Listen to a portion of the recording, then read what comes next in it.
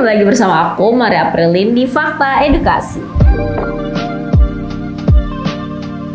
Teman-teman semua, siapa nih dari antara kita yang sering banget punya masalah tentang motivasi atau ngerasa dirinya akhirnya nunda-nunda kerjaannya karena nggak mood dan sebagainya. Kali ini kita akan bahas tentang sesuatu yang berhubungan dengan itu. Kita akan ngebahas tentang locus of control. Tapi sebelum itu aku mau cerita dikit nih.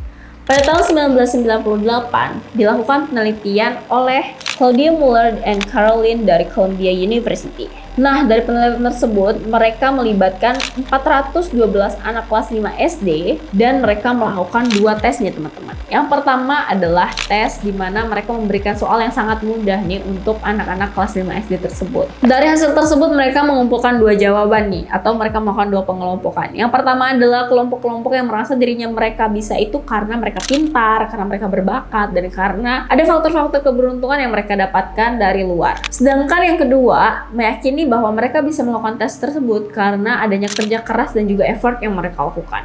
Nah, selanjutnya si Claudia dan Caroline ini mengadakan tes kedua nih. Mereka berdua memberikan puzzle nih. Puzzle dengan 3 tingkatan. Yang pertama adalah tingkatan yang mudah, kedua yang medium, dan yang ketiga adalah tingkatan yang sulit. Hasil dari tes tersebut menyebutkan bahwa anak dari kelompok pertama itu, yang mereka nih yang meyakini bahwa mereka bisa karena bakat mereka, karena adanya keberuntungan dan lain-lain, itu mereka cenderung lebih susah mengerjakannya daripada anak dari kelompok kedua, di mana mereka meyakini bahwa segala sesuatu yang mereka bisa itu karena kerja keras dan effort mereka.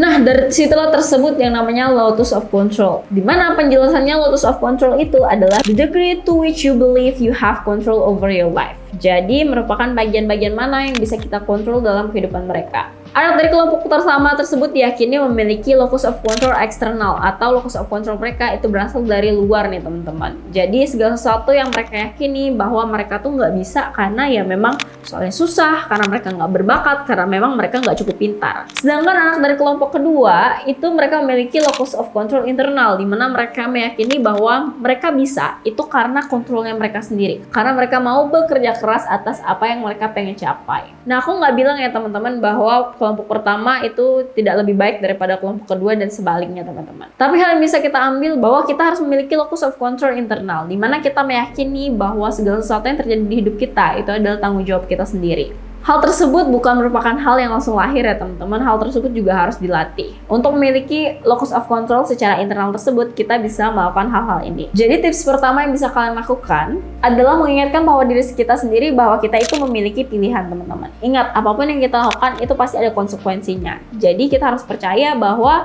kita selalu punya pilihan untuk konsekuensi yang paling rendah atau konsekuensi yang baik nih untuk hidup kita. Misalkan kita meyakini bahwa untuk mencapai nilai A di ujian tertentu itu bukan hanya karena faktor kepintaran yang kita miliki dari lahir teman-teman, tapi juga kerja keras kita dan waktu yang kita luangkan untuk belajar. Oleh karena itu kita punya kepercayaan bahwa kerja keras kita itu akan terbayarkan juga dengan hasil yang maksimal. Yang kedua adalah disiplin diri teman-teman. Ingat, segala sesuatu itu harus dilatih supaya ia bisa bertahan. Oleh karena itu, disiplin diri merupakan salah satu hal yang bisa kita lakukan untuk memiliki locus of control internal. Jadi mulai deh untuk membiasakan diri kita untuk memiliki disiplin akan hal-hal baik sehingga kita punya kontrol atas kehidupan kita sendiri. Yang ketiga adalah mulai dengan langkah kecil. Kita mungkin nggak bisa langsung mencapai dan punya locus of control internal yang sangat baik teman-teman. Tapi kita bisa mulai dengan langkah-langkah kecil untuk mengkontrol hal-hal kecil nih. Seperti misalkan kita membiasakan diri untuk bangun lebih pagi, untuk berolahraga, dan juga untuk membaca buku setiap harinya.